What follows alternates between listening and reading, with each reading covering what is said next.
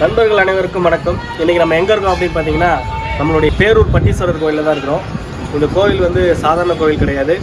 கிட்டத்தட்ட 2000 வருஷங்கள் வந்து பழமையான ஒரு தொன்மையான கோவில். இந்த கோவில் வந்து 2ஆம் நூற்றாண்டில் கரிகால சோழன் மன்னால் கட்டப்பட்ட கோவில். அதுக்கப்புறம் பார்த்திங்கன்னா நம்மளுடைய சோழ பேரரசர் 1ஆம் ராஜராஜ சோழனால் நிறைய நன்கொடை அளிக்கப்பட்டிருக்கு. இந்த விவரங்கள் எல்லாமே பார்த்திங்கன்னா இந்த கோயிலுடைய கல்வெட்டில் பதிக்கப்பட்டிருக்கு. அது மட்டும் இல்லாமல் 17ஆம் நூற்றாண்டு வரைக்கும் போசல பேரரசு, விஜயநகர பேரரசு, இப்படி நிறைய மன்னர்களால் வந்து நன்கொடை அளிக்கப்பட்டிருக்கு. இப்போ இந்த கோவிலை பற்றி, இந்த கோவிலில் இருக்கக்கூடிய சிறப்பான விஷயங்கள், உங்களுக்கு தெரியாத நிறைய விஷயங்கள் வந்து நம்ம இந்த வீடியோவில் பார்த்து தெரிஞ்சுக்க போகிறோம். வீடியோக்குள்ளே போய் பார்க்கலாம் வாங்க.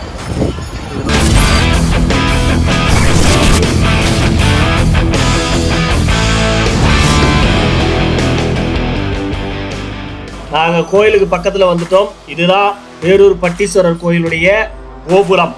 இந்த பேரூர் பட்டீஸ்வரர் கோவிலுக்கு 1000 வருடங்களுக்கு முன்னாடி மன்னர்கள், அரசர்கள், பெரியோர்கள், சான்றோர்கள், பொதுமக்கள் குதிரையில் வந்திருப்பாங்க. காலங்கள் பல உருண்டோடி நம்ம இன்னைக்கு காரில் வந்து பேரூர் பட்டீஸ்வரர் தரிசனம் பண்ணலான்னு போகிறோம்.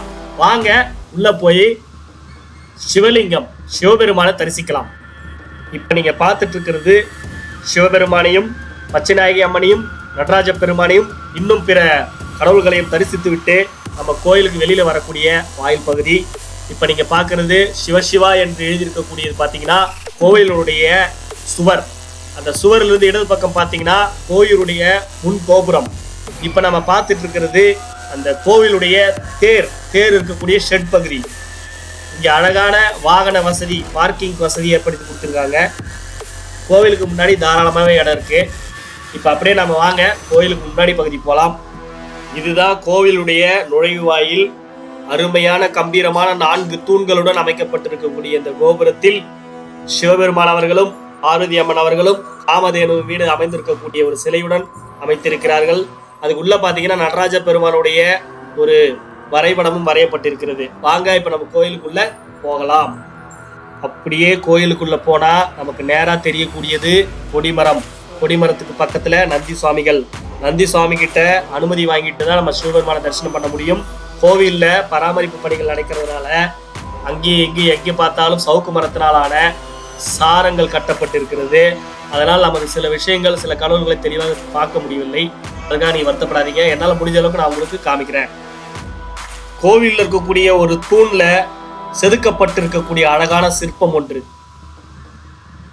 இந்த மண்டபத்தை பாருங்க, இன்னைக்கும் வந்து எவ்வளவு கம்பீரமா இருக்கு. இந்த மண்டபத்துல எத்தனை மன்னர்கள், எத்தனை அரசர்கள், எத்தனை சிற்றரசுகள், எத்தனை ராணிகள், இளவரசிகள் அமர்ந்திருப்பாங்கன்னு யோசிச்சு பாருங்க, கற்பனை பண்ணி பாருங்க. சிவபெருமானை எளிதா பார்க்க முடியுமா? கணபதியாரை வணங்கிட்டு தானே போக முடியும். இப்ப நீங்க பார்க்கக்கூடியவர் கணபதி, விநாயகர் பெருமான். கோயிலுக்கு முன்பகுதியில இடது பக்கம் இருக்காரு. அவரை வணங்கிட்டு அப்படியே உள்ள போலாம் வாங்க. கோவிலுடைய கொடிமரம் கம்பீரமா இருக்கு பாருங்க. கொடிமரத்துக்கு பக்கத்திலேயே நந்தி சுவாமிகள் இருக்காங்க. இந்த நந்தி சுவாமி கிட்ட அனுமதி வாங்கிட்டு நம்ம உள்ள அப்படியே போனோம் அப்படின்னா சிவபெருமானை தரிசிக்கலாம். வாங்க தொட்டு வணங்கிட்டு உள்ள போகலாம். உள்ள அப்படியே நடந்து போயிட்டு இருக்கும் பொழுது பார்த்தீங்கன்னா சைடில் இருக்கக்கூடிய சுவரில் அந்த சிற்பங்கள் வந்து செதுக்கியிருக்காங்க, வரைஞ்சிருக்காங்க. அப்படியே அதில் ஒரு அழகான யானை சிற்பத்தை நாங்கள் பார்த்துட்டு இருக்கிறோம். கோவிலுக்கு உள்ள பார்த்தீங்கன்னா ஒரு தூண்ல அழகாக செதுக்கப்பட்டிருக்கக்கூடிய ஒரு சிற்பம் எவ்வளவு கலைநயத்தோட இருக்கு பாருங்க, கம்பீரமா.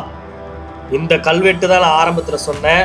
பல மன்னர்கள் கொடுக்கப்பட்ட நன்கொடைகள் இதுல செதுக்கப்பட்டிருக்கிறது. இந்த கல்வெட்டுல பட்டீஸ்வரர் ஆலயத்துடைய மூலவர்கள் சிவபெருமானும் பச்சைநாயகி அம்மனும் கடவுளை தரிசனம் பண்ணிட்டு நாங்க கோவிலுடைய சுற்று பகுதியை நோக்கி வந்துட்டு இருக்கிறோம். இங்க பாத்தீங்கன்னா 63 நாயன்மார்களுடைய சிலைகள் இருக்கு. அதே மாதிரி தட்சிணாமூர்த்தி சாமிகளோட சிலை, இன்னும் சில சாமிகளோட சிலை இந்த பக்கவாட்டில் இருக்கு.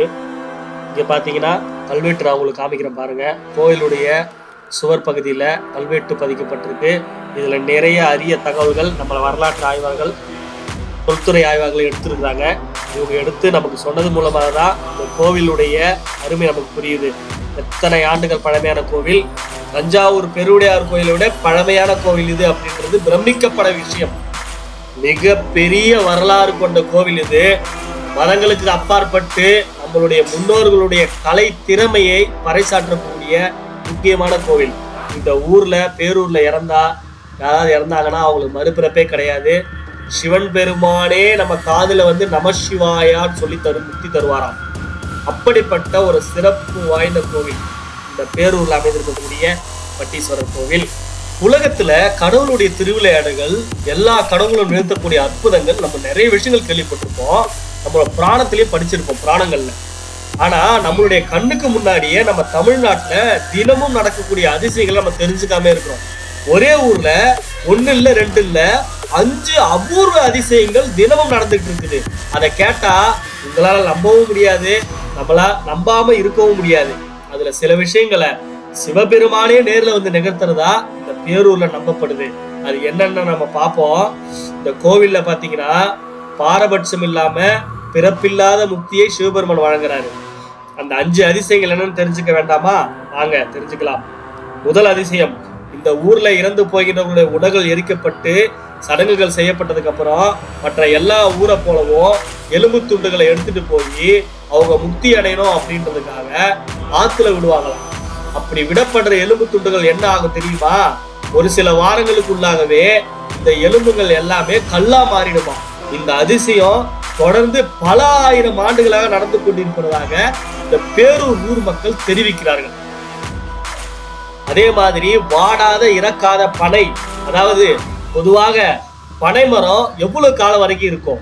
அதிகபட்சம் 100ல இருந்து 120 ஆண்டுகள் வரைக்கும் ஒரு பனைமரம் இருக்கும். ஆனா இந்த பட்டீஸ்வரம், அதாவது பேரூர் பட்டீஸ்வரர் கோயில் ஊர்ல இருக்கக்கூடிய பனைமரம் பல 100 ஆண்டுகளாக ஒரு பனைமரம் இருக்கா, ஒரே ஒரு பனைமரம். அது இளமையாகவே இருக்கிறதா. அதே மாதிரி கடும் கோடை காலத்துல கூட சிறிதளவு கூட இந்த பனைமரம் வாடி போகாதான். அதே மாதிரி உழைக்காத புளிய மரம் இன்னொரு அதிசயம் இருக்குங்க. பனைமரம் மட்டும் இல்லைங்க, இந்த பட்டீஸ்வரர் கோயில் வளாகத்துல ஒரு பெரிய புளிய மரம் இருக்கு. அதுல சீசன் சமயங்கள்ல புளிய மரங்கள் காய்த்து தொங்கும். இதுல என்ன அதிசயம் கேக்குறீங்களா? இருங்க சொல்றேன். அந்த குறிப்பிட்ட புளிய மரத்துல காய்க்கின்ற பழங்கள்ல உள்ள விதைகளை முளைக்க வைத்தால் எத்தனை நாட்கள் ஆனாலும் முளைக்காதான்.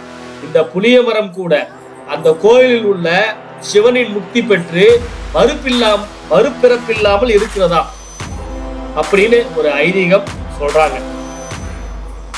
இந்த அதிசயத்தை தான் இரவா பனை பிறவா புலி அப்படின்னு சொல்றாங்க.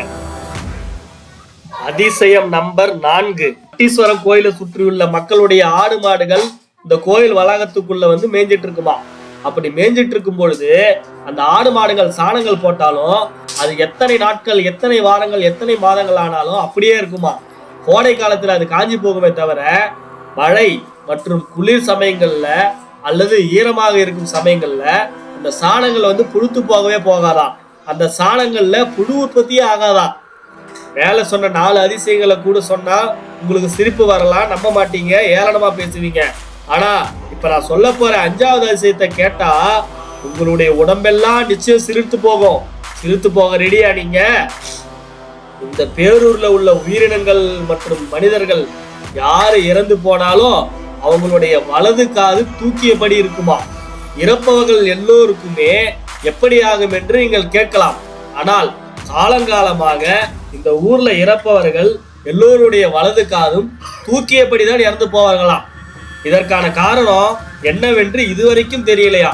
ஆனா இந்த ஊர்ல இறந்து போறவங்களுடைய அனைவருக்கும் மறுபிறப்பில்லா முக்தி அடைவார்களாம்.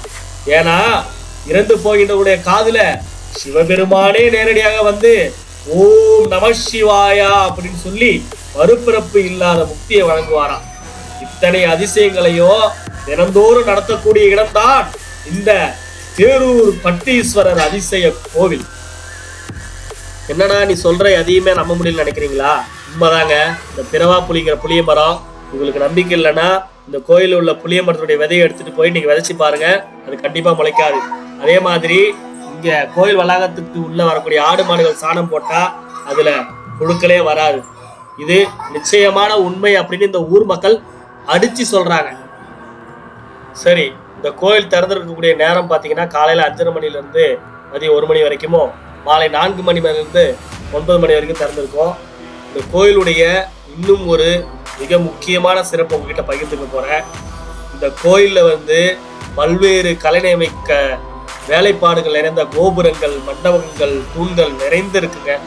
எல்லா சிவாலயங்கள்லயும் சிவாலயங்களிலும் ஆடும் நிலையில உள்ள நடராஜரை நம்மளால தரிசிக்க முடியும். ஆனா ஆடி முடிய போற நிலையில இருக்கக்கூடிய நடராஜரை எப்படி இருப்பார் அப்படின்றத நம்ம இந்த கோயில்ல மட்டும்தான் பார்க்க முடியும். அதுதான் குறும்பு நடராஜன் செல்லமா சொல்றாங்க. இந்த கோயில் இருக்கக்கூடிய நடராஜருடைய முகத்தில ஒருவித குறும்பு பார்வை தெரியுதாவும் சொல்றாங்க. கலைநயமிக்க வகையில நடராஜ சிலை அமைஞ்சிருக்கு. இங்க உள்ள அமைஞ்சிருக்கிற கனக சபையில மகாவிஷ்ணு, பிரம்மா, காளி தேவி, சுந்தரர் ஆகியோருக்கு நடராஜன் தனது தாண்டவ நடனத்தை தரிசனத்தை காட்சி தர வகையில் அமைச்சிருக்காங்க.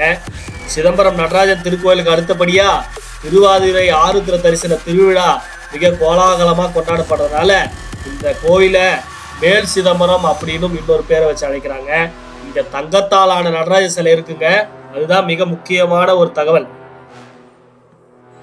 கோயில்ல விநாயகர் சன்னதி, இந்த கோயில் மரத்தடியில அரசம்பலவாணர் என்னும் சிவன் சன்னதியும் இருக்கு. இந்த அரச மரத்தடியில தான் சிவபெருமான் தாண்டவம் ஆடுறதா சொல்லப்படுது.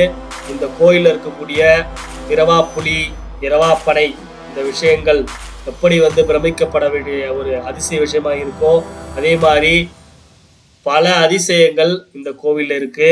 எல்லாரும் பார்க்கக்கூடிய ஒரு அருமையான வரலாற்று புராதான சின்னம் இந்த பட்டீஸ்வரர் கோயில். அதனால அவசியம் எல்லாரும் பாருங்க. நம்ம இதோட இந்த வீடியோவை முடிச்சுக்கலாம்.